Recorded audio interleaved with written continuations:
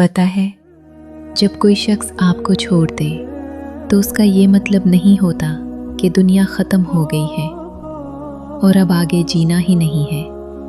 पता है क्या, जब सारी दुनिया मुंह फेर लेती है ना, तो उस वक्त भी अल्लाह आपके साथ होता है। इसलिए अगर अपने लिए नहीं तो अल्लाह के लिए ही सही ये ज़िंदगी जीनी है ना। ज़िंदगी ख़त्म तो नहीं हुई।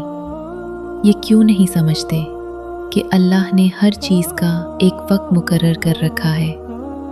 अल्लाह तुम्हें जिस चीज़ की हकीकत दिखाकर उसे तुमसे दूर कर रहा होता है, उसमें तुम्हारा शिकवा करना बनता ही नहीं।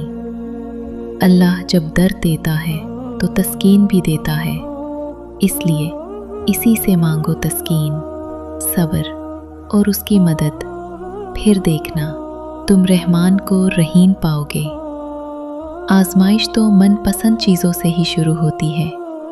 जब हम रोकर अल्लाह से किसी ऐसे शख्स को मानते हैं जिसका मिलना हमें नामुमकिन लगता है, और जब कोई तुम्हें तकलीफ़ में अकेला छोड़ दे तो जान लो कि अल्लाह तुम्हारे काम का ज़िम्मा खुद लेना चाहता है। और कुरान में तो खुद अल्लाह फरमाता है, तुम्हारी हिमायत और मदद के लिए अल्लाह ही काफ़ी है। दुख और तकलीफ़ सिर्फ अल्लाह को बताया करो, इस यकीन के साथ कि वो सुनेगा भी और जवाब भी देगा।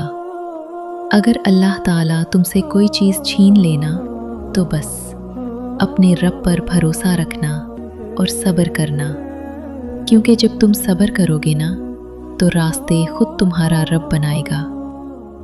उसने कहा है ना कि वो सब्र करने वालों के साथ है। रब साथ हो तो इससे बड़ी खुशी और इससे बड़ी हौसले की बात तुम्हारे लिए क्या हो सकती है। जब इंसान लोगों की जगह अपने अल्लाह पर आंख बंद करके यकीन करता है तो अल्लाह कभी उसे मायूस नहीं करता। हकीकत ये है कि अल्लाह लोगों पर जुल्म नहीं करता, बल्कि लोग खुद अपने ऊपर जुल्म करते हैं। अपने रब से दोस्ती कर लो, यही वो ज़ात है जो कभी आपको तन्हा नहीं छोड़ती। हो सकता है तुम एक गुलाब के तलबगार हो और अल्लाह ने पूरा बाग तुम्हारे नसीब में लिख दिया हो।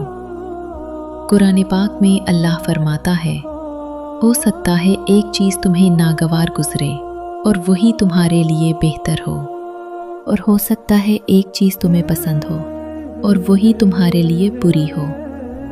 बेशक अल्लाह जानता है, तुम नहीं जानते। अगर अल्लाह ताला तुम्हारी ज़िंदगी से कोई चीज़ या कोई शख्स छीन ले तो बस अल्लाह पर यकीन रखना, क्योंकि एक दिन अल्लाह तुम्हें उससे भी बेहतर चीज़ अता करेगा। ये बात इंसान नहीं जानता, ये बात तो अल्लाह जानता है। सब कुछ अल्लाह के सुपुर्द कर दो, और जिस मामले को हम अल्लाह के सुपुर्द कर देते हैं उसके बारे में बार बार सोचना ईमान की कमज़ोरी है।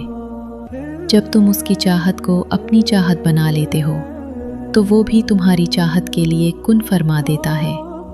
अगर आपको मेरी बात समझ आई हो तो कमेंट्स में ज़रूर बताइएगा और दुआओं में याद रखिएगा।